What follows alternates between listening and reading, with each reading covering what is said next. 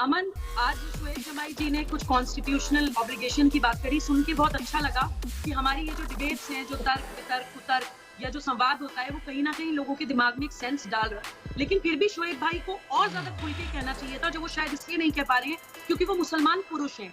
मैं एक मुसलमान महिला होने के नाते पूरी जिम्मेदारी के साथ आपके चैनल पे कहना चाहती हूँ अमन, कि पूरे देश की मुसलमान बच्चियों को यूनिफॉर्म सिविल कोड की जरूरत है।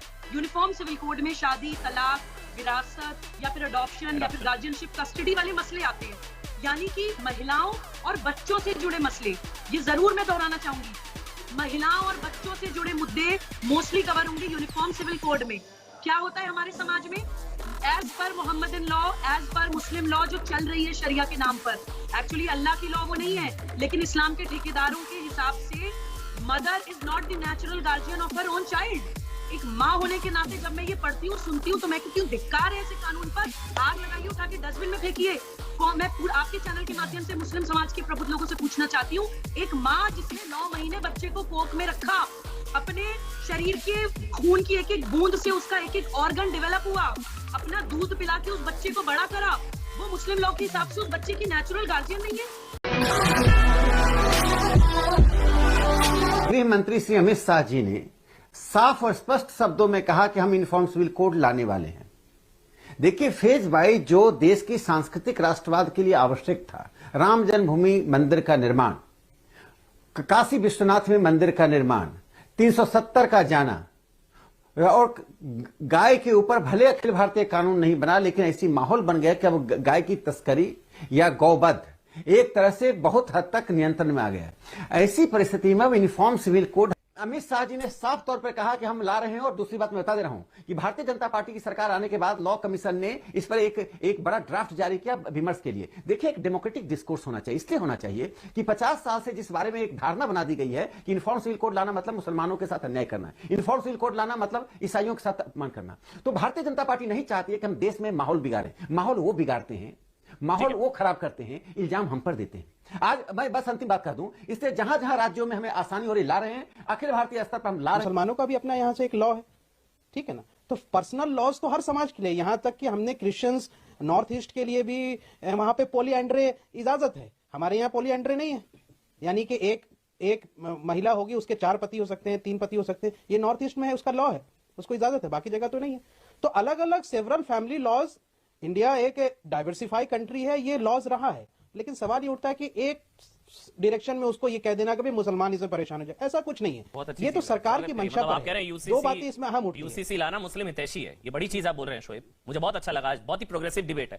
शोएब जमाई कह रहे हैं कि यूसीसी लाना मुस्लिम हितैषी है, अच्छी चीज है, ये सोच बदल रही है आपकी, मुस्लिम हितैषी है। मैं अपनी बात पूरी हाँ नहीं, शोएब जमाई को बोलने दीजिए, बात पूरी कर लूं सर, बस मुसलमानों के भले के लिए है यूसीसी। शोएब जमाई, यूसी मुस्लिम हितैषी, यूनिफॉर्म सिविल कोड, सभी धर्मों के लिए एक कानून, एक देश एक कानून, मुस्लिम विरोधी या मुस्लिम हितैषी?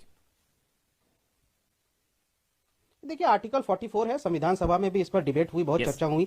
अगर ये आएगा तो पूरे देश के लिए आएगा, सारे देश के समाज के लोग जो अलग अलग पर्सनल लॉज है वो सब इसमें शामिल होंगे। आप शामिल होकर के लाइए, इसमें कोई दिक्कत नहीं है। मुस्लिम और हिंदू में मत बांटिए इसको, कोई एक धर्म के लिए नहीं है। यहाँ पे क्रिश्चियन से भी पूछा जा सकता है कि क्रिश्चियन विरोधी या क्रिश्चियन हितैषी, सिख विरोधी या सिख हितैषी, ऐसा नहीं है। इसको सारे देश के लिए लाइए, जब चर्चा होगी पार्लियामेंट में तो फिर बात की जाएगी। ठीक है, मतलब मुसलमानों का विरोध नहीं है भाई, आप मंशा तो साफ कर लीजिए। अब ये तो देखिए ना, आप कह रहे हैं कि मुसलमानों को डराया जाता है यूसीसी के नाम पर, वो कह रहे हैं लाइए, वो तो स्वागत कर रहे हैं, वेट कर रहे हैं शोएब जमाई, वो शाहीन बाग नहीं करेंगे दूसरा यूसीसी के चक्कर में। सीएए में कर दिया था इन्होंने, फिर विरोध कहां है फिर? जी। मतलब ये तो भाई फिर वही सवाल उठता है, फिर तो बचना है ना टुकड़ों में यूसीसी, कहां विरोध, कौन सा विरोध? ये कुछ है बदरुद्दीन अजमल टाइप्स लोग या ओवैसी टाइप्स लोग, ये प्रोग्रेसिव शोएब तो कह रहे हैं लाइए ना, और मुसलमानों के हित में है यूसीसी, ये कह रहे हैं शोएब। जी अमन, आज शोएब जमाई जी ने कुछ कॉन्स्टिट्यूशनल ऑब्लिगेशन की बात करी, सुन के बहुत अच्छा लगा कि हमारी ये जो डिबेट्स हैं, जो तर्क वितर्क कुतर्क या जो संवाद होता है, वो कहीं ना कहीं लोगों के दिमाग में एक सेंस डाल रहा है। लेकिन फिर भी शोएब भाई को और ज्यादा खुल के कहना चाहिए था, जो वो शायद इसलिए नहीं कह पा रहे हैं क्योंकि वो मुसलमान पुरुष हैं। मैं एक मुसलमान महिला होने के नाते पूरी जिम्मेदारी के साथ आपके चैनल पे कहना चाहती हूँ अमन, कि पूरे देश की मुसलमान बच्चियों को यूनिफॉर्म सिविल कोड की जरूरत है। यूनिफॉर्म सिविल कोड में शादी, तलाक, विरासत या फिर अडॉप्शन या फिर गार्जियनशिप, कस्टडी वाले मसले आते हैं, यानी कि महिलाओं और बच्चों से जुड़े मसले।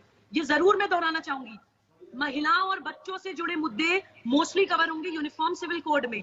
क्या होता है हमारे समाज में, as per Mohammedan law, as per मुस्लिम लॉ जो चल रही है शरिया के नाम पर, एक्चुअली अल्लाह की लॉ वो नहीं है, लेकिन इस्लाम के ठेकेदारों के हिसाब से mother is not the natural guardian of her own child. एक माँ होने के नाते जब मैं ये पढ़ती हूँ, सुनती हूँ, तो मैं कहती हूँ धिक्कार है ऐसे कानून पर, आग लगाइए, उठा के डस्टबिन में फेंकिए। मैं आपके चैनल के माध्यम से मुस्लिम समाज के प्रबुद्ध लोगों से पूछना चाहती हूँ, एक माँ जिसने 9 महीने बच्चे को कोख में रखा, अपने शरीर के खून की एक एक बूंद से उसका एक एक ऑर्गन डेवलप हुआ, अपना दूध पिला के उस बच्चे को बड़ा करा, वो मुस्लिम लॉ के हिसाब से उस बच्चे की नेचुरल गार्जियन नहीं है? इस तरह की प्रताड़ना एक मुसलमान महिला के साथ, शर्म आएगी हमें कि हम मजहब के नाम पर अपनी बच्चियों के साथ कर क्या रहे हैं? समझना चाहते हैं भाई हम, मतलब आप कह रहे हैं मदर इज नॉट हमारे देश में the natural guardian of her child. Yes, mother is not the natural guardian. अगर हस्बैंड की डेथ हो जाए तो माँ से बच्चे को छीन लिया जाता है कि ससुराल वालों का अधिकार है जी, दादा का अधिकार है, दादा नहीं है तो चाचा का अधिकार है, चाचा नहीं है तो ताऊ का अधिकार है, लेकिन माँ का अधिकार नहीं है अपने खुद के बच्चे पर। ये एक उदाहरण है। दूसरा मैं आपको एग्जांपल देती हूँ। अच्छा एक मिनट शोएब, उनको देने दीजिए, फिर आप अच्छा क्या है भाई, आप हाँ बताइएगा। एक मिनट शोएब एक मिनट बोलने दीजिए उनको, आपके बीच में पता तो लगने दीजिए। आप अपनी टर्न पर बताइएगा क्या सही क्या गलत, अपनी टर्न पर बताइएगा। मैं आपको एक प्लीज एग्जाम्पल महिला की पीड़ा बता रही हूँ अमन, विद एग्जाम्पल। बताइए विद एग्जाम्पल्स। हाँ बताइए। हमारे देश में डोमेस्टिक वायलेंस एक्ट है जो ये कहता है कि किसी भी महिला के साथ शारीरिक, मानसिक, आर्थिक, मनोवैज्ञानिक या किसी भी तरह की प्रताड़ना होगी तो वो एक पनिशेबल ऑफेंस है। क्वासी क्रिमिनल प्रोसीडिंग्स होती है डोमेस्टिक वायलेंस एक्ट में। बिल्कुल। लेकिन मुसलमान महिला के साथ ट्रिपल तलाक करके ये सारा अब्यूज किया जाता है, लेकिन मुसलमान पुरुष बच के निकल जाते हैं क्योंकि शरिया अलाउ करता है। मुसलमान महिला के साथ बहु विवाह करके ये सारे अब्यूज किए जाते हैं, लेकिन मुसलमान पुरुष डोमेस्टिक वायलेंस एक्ट में जेल नहीं जाता है, कोई एक्शन नहीं होता है उसके अगेंस्ट, क्योंकि शरिया की आड़ में बच के निकल जाते हैं। हमारे देश में रेप्स के अगेंस्ट सख्त कानून है, पॉक्सो एक्ट में 20-20 साल की सजा है, लेकिन हैदराबाद में 80-80 साल के शेख आके 12-12 साल की बच्चियों के साथ मिस्यार निकाह के नाम पर शारीरिक दुष्कर्म करते हैं, रेप्स करते हैं छोटी छोटी मुसलमान बच्चियों के साथ शरिया के नाम पर। और हम लोग एज अ कम्युनिटी खड़े होके लड़ते नहीं है कि हमें यूनिफॉर्म सिविल कोड चाहिए। ओवैसी साहब कहते हैं इंशाल्लाह एक दिन मुसलमान बच्ची भारत की प्रधानमंत्री बनेगी।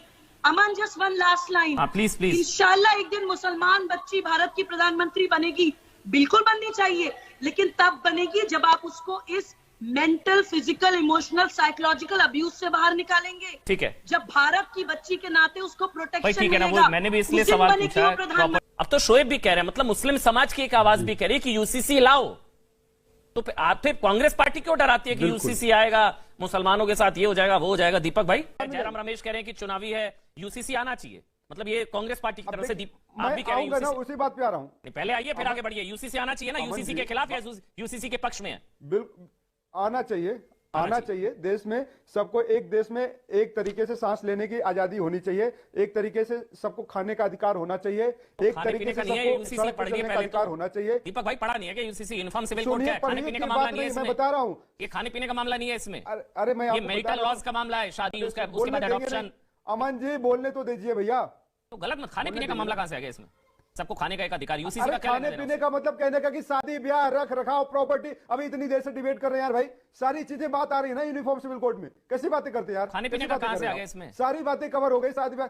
मैं दोबारा उसी बात को रिपीट करूंगा तो अच्छा नहीं लगता। मैंने कहा सबको सांस लेने की आजादी होनी चाहिए, सबको खाने पीने की आजादी होनी चाहिए, सबको पढ़ने का शिक्षा का अधिकार होना चाहिए। खाने पीने की आजादी नहीं मिलती Deepak Jha. Uniform civil code, uniform criminal code अभी है देश में, यूनिफॉर्म सिविल कोड की बात हो रही है। यूसीसी समान नागरिक संहिता, आप कहीं और पहुंच गए। खाने पीने का अधिकार